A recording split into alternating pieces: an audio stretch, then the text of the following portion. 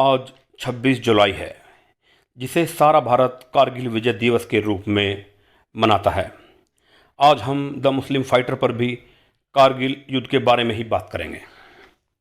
8 मई 1999 6 northern life infantry के captain Iftikhar और lance हवलदार अब्दुल हकीर 12 पाकिस्तानी सैनिकों के साथ कारगिल की आजम चौकी पर बैठे हुए थे। उन्होंने देखा कि कुछ भारतीय चरवाहे अपने मवेशियों को चरा रहे थे। पाकिस्तानी सैनिकों ने आपस में सलाह की, क्या इन भारतीय चरवाहों को बंदी बना लिया जाए, लेकिन उन्होंने उन्हें जाने दिया। करीब 1.5 घंटे बाद ये चरवाहे 6-7 भारतीय सैनिकों के साथ लौटे। उन सैनिकों ने अपनी दूरबीनों से इलाके का मुआयना किया और वापस चले गए। उसके कुछ देर बाद करीब 2 बजे वहां एक लावा हेलीकॉप्टर उड़ता हुआ आया। हेलीकॉप्टर इतना नीचे था कि कैप्टन इफ्तिखार को पायलट का बैज तक साफ साफ दिखाई दे रहा था। ये पहला मौका था जब भारतीय सैनिकों को ये भनक लगी कि पाकिस्तानी सैनिकों ने भारत में कारगिल की ऊंची पहाड़ियों पर अपना ठिकाना बना लिया है। अगले दिन फिर 2 लावा हेलीकॉप्टर वहां पहुंचे और आजम, तारिक और तशमीन चौकियों पर गोलियां बरसाई। पाक कैप्टन इफ्तिखार ने अपनी सेना मुख्यालय से भारतीय हेलीकॉप्टरों पर गोली चलाने की अनुमति मांगी, लेकिन उन्हें ये इजाज़त नहीं दी गई। वो इसलिए कि इससे भारतीयों के लिए सरप्राइज एलिमेंट खत्म हो जाएगा। उधर भारतीय सैनिक अधिकारियों को ये आभास तो हो गया कि पाकिस्तान की तरफ से बड़ी घुसपैठ हुई है। शुरुआत में उन्हें लगा कि वो इसको अपने स्तर पर सुलझा लेंगे और उन्होंने राजनीतिक नेतृत्व को इसके बारे में बताने की जरूरत नहीं समझी।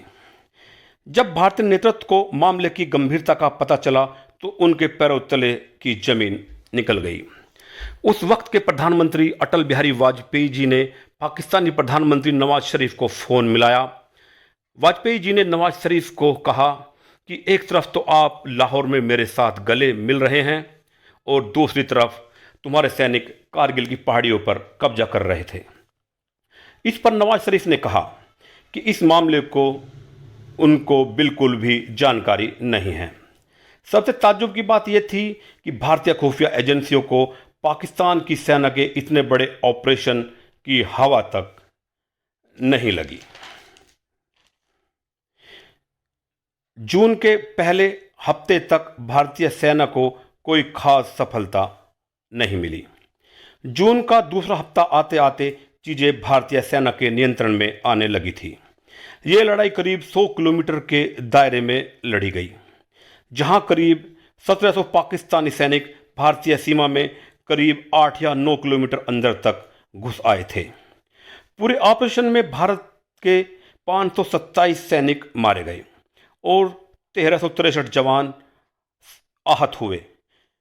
मुशर्रफ आखिर तक कहते रहे कि अगर राजनीतिक नेतृत्व ने उनका साथ दिया होता तो कहानी कुछ और होती। ये पहला मौका था जब किसी लड़ाई को पहली बार टेलीवाइज किया गया।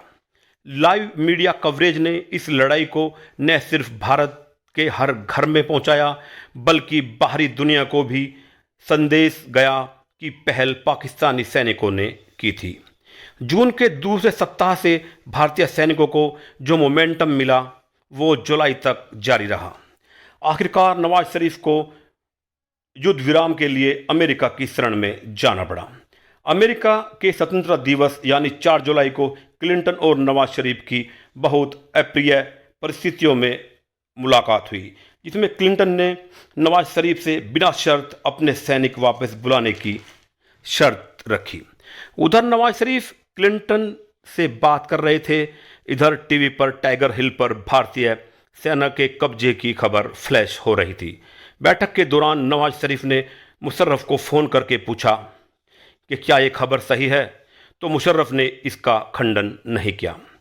भारतीय सैनिकों ने अपने अदम्य साहस व शौर्य के बूते ऊपर पहाड़ की ऊंची ऊंची चोटियों पर बैठे पाकिस्तानी सैनिकों को वापस भागने का मौका भी नहीं दिया और भारतीय इतिहास में कारगिल विजय को स्वर्ण अक्षरों में दर्ज करा दिया। इन भारत के सपूतों को सत सत नमन। तुम ही ना होते तो दुनिया बबूल हो जाती, जमीनें खून से लाल आजार करता कौन। हजारों लोग हैं जमाने में लेकिन हमारे वास्ते यूं मुस्कुरा के मरता कौन। आदाब। आपको हमारी ये वीडियो कैसी लगी कमेंट्स में ज़रूर बताइएगा और हमारे इस चैनल को सब्सक्राइब करें।